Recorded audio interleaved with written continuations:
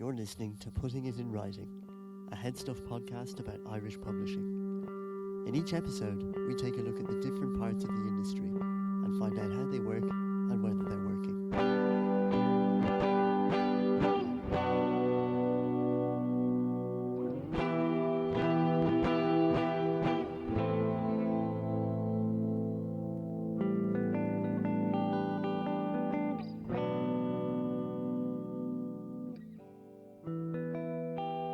In this episode, we will be moving from the realm of public service to private enterprise.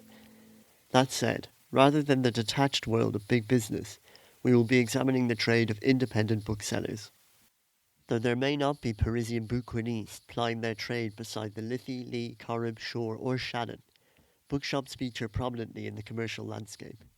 Our cities are often judged on their cultural cachet, which may be directly or indirectly affected by the quality of our bookshops. Even in more rural areas, there are well-established book-selling businesses. In both contexts, they are often more than just a place to buy a book. A bookshop is somewhere to stop over during an errand, or stop entirely. In this episode, we will be visiting 3 different shops.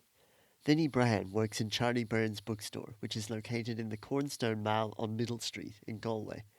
It has moved twice as it has increased in size.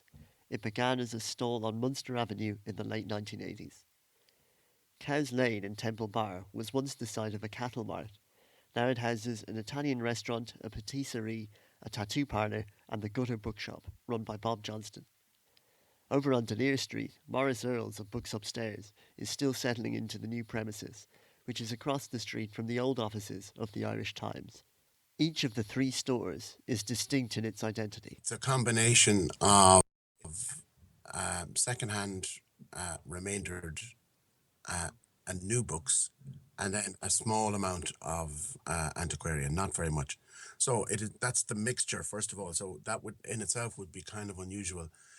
Our approach generally is that we pick everything ourselves. Everything is individually chosen. So, I mean, even though we have a huge stock of books, probably 100,000, but everything is picked by ourselves. We deliberately want to put staff picks at the front of our shop, yes. Because staff pick says so much about what we do. You know, we can't hold everything, so our business as an independent bookshop is to know our stock and to recommend great books to people. So that's the rationale why you would put something like staff picks at the front. I made a very firm effort that I wanted classics and I wanted drama and poetry at the front of our shop. And normally poetry is like shoved in some back corner somewhere. We don't sell that much poetry, but it's in a prime position at the front of the shop because it says something about who we are, and what we do as a bookshop. And we do want to be taken seriously as a bookshop. But we find room for everything. We have a children's section, and we like to make the children's section fun, so we put down fake grass and we put big posters up, and you have to make it a fun place for kids to be as well. So we have these little green stools that I got from IKEA, surprisingly enough, that make it just bring up a fun element. Books Upstairs was set up in 1978. Myself and one other person set it up. And the idea at the time was to introduce books that were not widely available in Dublin at the time.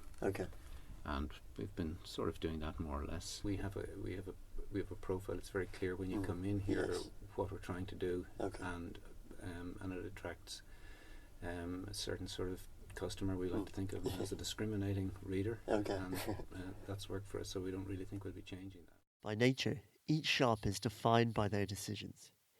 This poses the question, who exactly decides what goes on the shelves, and where do they find the books to fill them? It appears the ideals of ancient Greece are alive and well in the Gutter Bookshop. So we're all very democratic here in the Gutter Bookshop. So every month we would get a list of new books that are coming out. We have one big main supplier called Argosy Books, who are an Irish-owned independent wholesaler of books.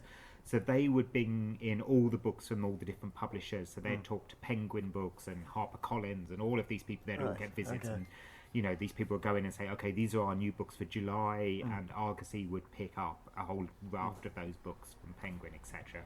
We then get a list from Argosy to say, these are the books that we'll be stocking in July. What do you want, basically? And here in the staff, we have 5 staff. So we have 3 staff here in Cows Lane and a couple of staff out in Dorking. And we get our little form and we mark it up. And each of us goes through that form and puts down what we want of each book. So it might be 1, it might be 5, it might be 10, whatever. Anne, who's the store manager here in Cows Lane, makes the final call. So, if one of us has said we want 10 and the other one says we only want 1, she'll maybe go for 5. So it's all very democratically done. And so that's it. So we go through the list and we mark up what we want for the following month and then place the orders with our supplier for that amount. We also talk to the publishers a lot because although we're buying our stock in from Argosy, the wholesaler, we obviously need information on the book. Publishers would send us what we call proof copies of the books, which are advanced reading copies, and we'll take them home and read them and see if they're very good. And if it's something we read and we love, then we'll obviously order a bucket load, because then we can, when we're talking to customers, we can say, we've read this, it's fantastic, you've got to read it. And we have our regulars that come in saying, well, what should I be reading? Read this, read this, read this. And that's the best bit about it. Anybody who's a bookseller, I think, is saying, is being able to talk to customers and say, you've got to read this book, it's fantastic. As we all do as readers anyway, to our friends and whatever. It's amazing. People love a recommendation. So every year when I look back at our bestsellers, out of the top 20, at least 10 of them are staff picks, because people love that. You've got to read this, and it doesn't matter if it's new or it's old. So it's all about recommending. It's picking stuff that we love and then, buying that in, putting it on the shelf. And then, in all honesty, if nobody else buys it, it sits on the shelf for we keep stuff for about 9-10 months. And then if nobody's bought it, it goes back to the publisher. It's like a sad, rejected book that goes back to the publisher. We call them returns. So we do that, but hopefully we do sell it. Hopefully our buying's good enough that we sell most things. And as I say, the staff picks is always our strongest seller because people love that recommendation. It may indeed seem a tragic fate for these returning books, but it's not necessarily the end of the story. There's lots of, to answer your question, there's lots of different companies, ranging from very high quality to people selling, stuffed toys and some books and that kind of thing. So, there's a huge range of people who operate in that second-hand remaindered bargain type part of the book market. But it's a very important one, and it's a very important one for us, because that those books are out there, and it's very it's a very important way to stock that kind of material at a price that people can afford. Perhaps the thought of countless titles adrift on a tide of taste and demand is even more bleak. There is a second lease of life for some, however. Thing, particularly the kind of academic books that were very expensive when they came out first, then maybe 3 or 4 years later they are remaindered, they sell for 10-15 euro, as opposed to 40 to 60. The people who spend that money in the first place are normally institutions. It's that model of academic publishing that people like Oxford University Press, Four Courts, I think also to a particular degree, publish very specialist material, and sell it to libraries around the world. And then once the libraries have bought it at that price, then it isn't a commercial entity any longer, and it's sold to remainder companies who sell it to shops like ourselves, and then it has a second life in that way. Most independent booksellers would deal with a wholesaler, and so I was curious whether taking orders from so many different outlets would pose a logistical challenge. Because you can't turn down books when people offer them to you for sale, because if you want them, then you buy them and then figure out where to put them afterwards, and that's the logistical difficulty. But it's more that's a difficulty associated with the kind of business, rather than any of the organizational issues that we'd have with distributors or anything like that. That's kind of straightforward enough, but it's the volume of books at certain times challenges you, in terms of logistics, of storage space. You can't put everything in the shop because it's stuffed already, but at the same time you have several pallets of books that you have nowhere to put them. So that's the major logistical error Our logistical challenge. Scale also informs the identity of the gutter bookshop. Yeah, buying is a difficult one, I say, and it's an interesting one when you've come from a position like me where you were buying for a chain of 27 bookshops and you're buying things in the hundreds, and I'll take 500 of that, blah blah blah, to running your own small independent bookshop where you don't have much space on the shelves and every book has to kind of earn its keep. It has to take up valuable shelf space. We have to really believe in it. It is important for a bookshop to have a clear sense of identity, as customers like to feel they are somewhere where they belong.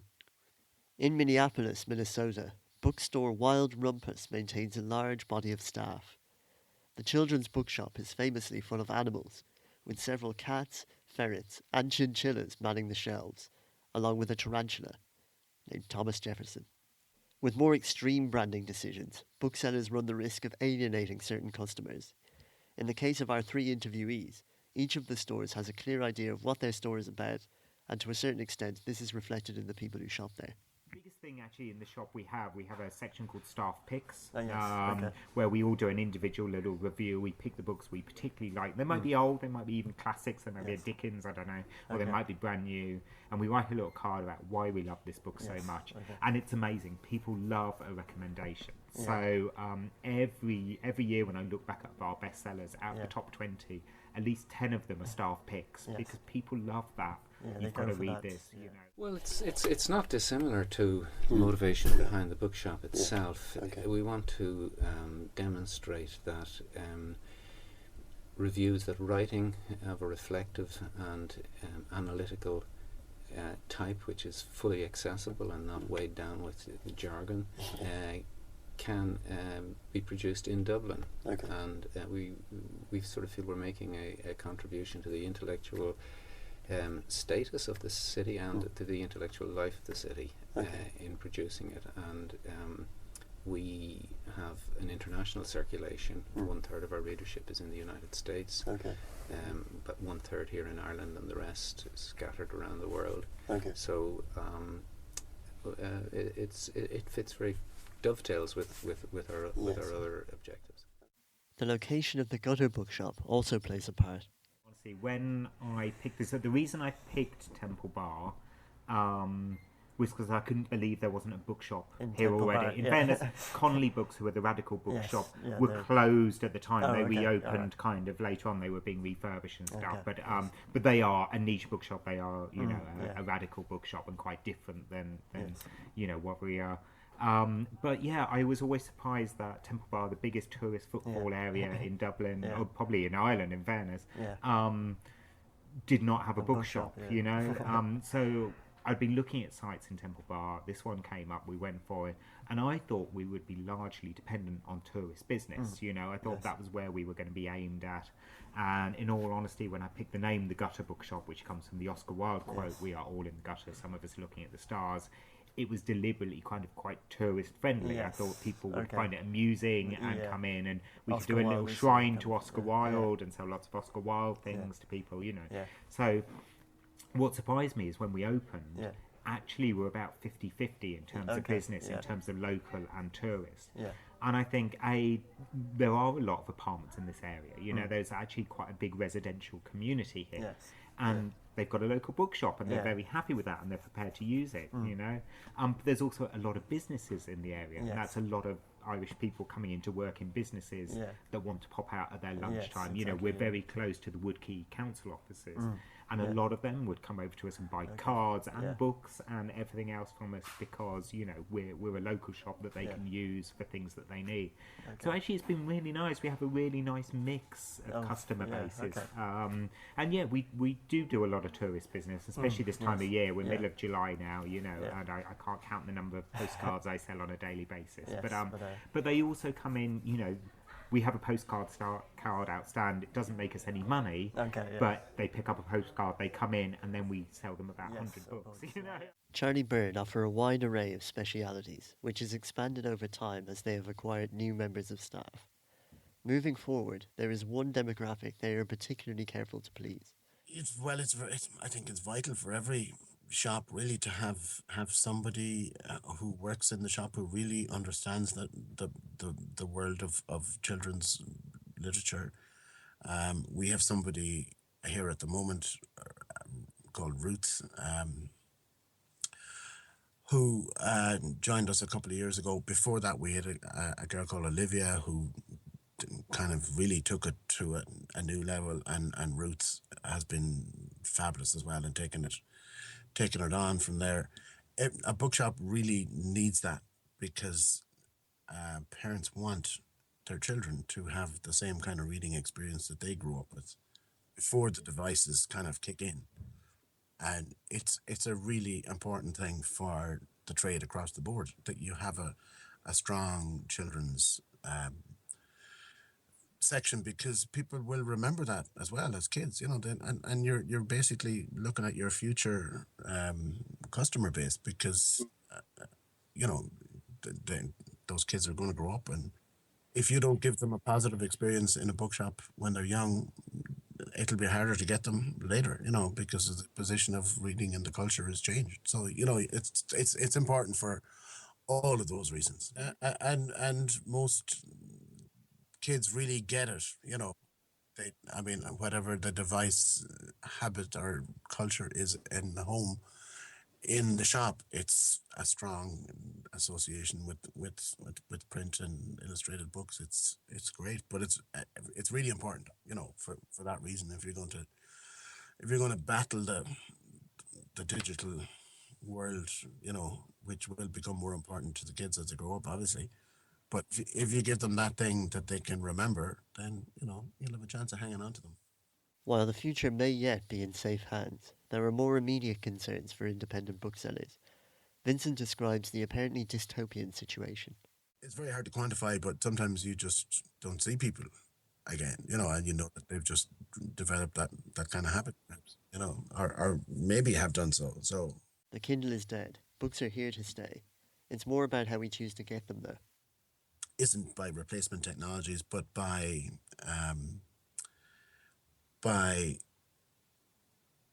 people buying books on the internet. That's the big challenge, because it's just 2 clicks away from doing it, and it's just really very easy and very tempting to do so. So I mean, that's your real difficulty. And I think maybe going forward, as the amount of device options increases, and it seems to be increasing all the time, people have less time to read, and it is slightly less prominent in the culture than it used to be. Obviously you'll still have, there's a strong literary culture, and that will continue, but those are all challenges, there's no doubt about the people who are growing up, the millennials and post millennials will have a totally different attitude to it than people of my generation, or the one just before it, or just after it, or whatever. So there is that's a big challenge there. Amidst all of this, Morris still seems somewhat upbeat. Well, I don't think independent booksellers are going to be sailing yachts in Dublin Bay or anything No, like okay. that. But at the same time, I think that there is a modest living to be made in the Yes, business, okay. and I don't see that changing. 8 or 9 years ago, every time you opened a newspaper, one read one's obituary, and we were the handloom weavers of the 21st Yes. century. But that, as I always suspected, turned out to be something of an overstatement. Yes. Everybody that I meet in the shop, every reader that I meet in the shop who's a serious reader, prefers the printed page. Yes. Okay. That's not to say that they wouldn't use digital for scanning or for dipping in and out of things. Of course they do, and we ourselves here produce the Dublin Review of Books, or it's produced from this premises. I'm involved, I'm one of the editors, and that is a digital production. So we're a sort of we don't have any kind of principled objection to digital. We're clicks and bricks, if you like. Funnily enough, it was in 2009, when the good times had supposedly faded, that the Gutter Bookshop first opened and flourished. So I was always keeping my eye out, but of course during the boom years in Ireland, you could not get a decent property for a decent amount of money. You know, it was just silly season. So it never happened. I went on. I was working actually as I managed the shop for Hughes and Hughes book chain up at Stephen's Green Shopping Centre, and then moved to their head office as their buyer. So did again the same thing for Hughes and Hughes, bought in their Christmas catalogues and their 3 for 2s and all those kind of things. And it was while I was with them, actually, it was during the start of the recession, kind of 2007, 2008, and we had our hours cut because you know people weren't spending money, and it gave me a bit more time to kind of do some stuff. And of course, at this time as well is the time that some property then came onto the market at a decent price. So in a way, the recession helped me. So we did it. I decided to go for it, and we opened in November 2009. So we're coming up for our 7th birthday now, and it's the best thing I've ever done. You know, it's fulfilling a dream, but it's also I've learned so much. And for all the doom and gloom about the recession and about bookshops and how nobody was going to buy books ever again, and they were done and dusted and antiquated, every year we've been open, it's just built and built to the stage that 2.5, nearly 3 years ago, we opened a second branch out in Dalkey in South Dublin, which is also doing well. You know, so I think for all the doom and gloom talk, actually people go out and they buy books and they enjoy books and they like physical books and they like physical bookshops and the story now seems to be, you know, the books aren't dead after all, and we're kind of there going, you know, with us what we've been saying all along, books aren't dead. Indeed, in times when more indulgent vices are beyond our reach, the bookshop remains a dynamic presence. There is a strong reading culture in Ireland. I think it's definitely the case that people read more in this country than they do in other countries. I think certainly more than they do in the UK, and that's a positive, of course. But I think people enjoy the physical bookshop as well, and appreciate it in a way that they might now appreciate the lack of record shops and of interesting shops that aren't selling shoes. You know, that are doing other things apart from selling coffee and shoes, and you know, you need places like that to make your towns and cities interesting. So you know, if and I am just try and remind people that Amazon has no interest in your community. So you know, you need to invest in that. Something that we wanted to do for a very long time, and it was a question of finding the right space at the right time. We have a beautiful Georgian building here, reworked in the late 19th century in the arts and crafts style, and we love it, and it's part of a wider sort of understanding of what the bookshop, what a successful bookshop can be. It's really no longer a place where you rush in and see, have they got this book? Has the bookshop got this book because you need it for some project or other?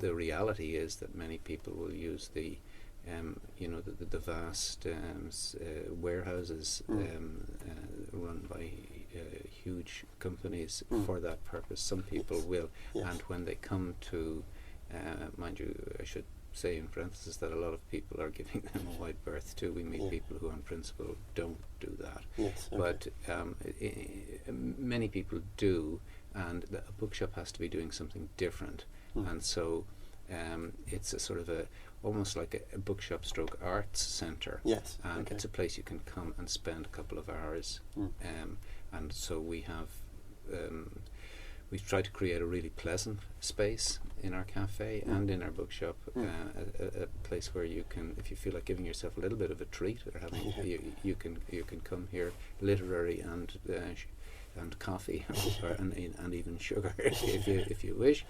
And we also throughout the year have a series of readings, discussions, debates and so on, and together it all kind of is a bundle which we feel is the kind of thing that a bookshop like ours should be doing. Okay.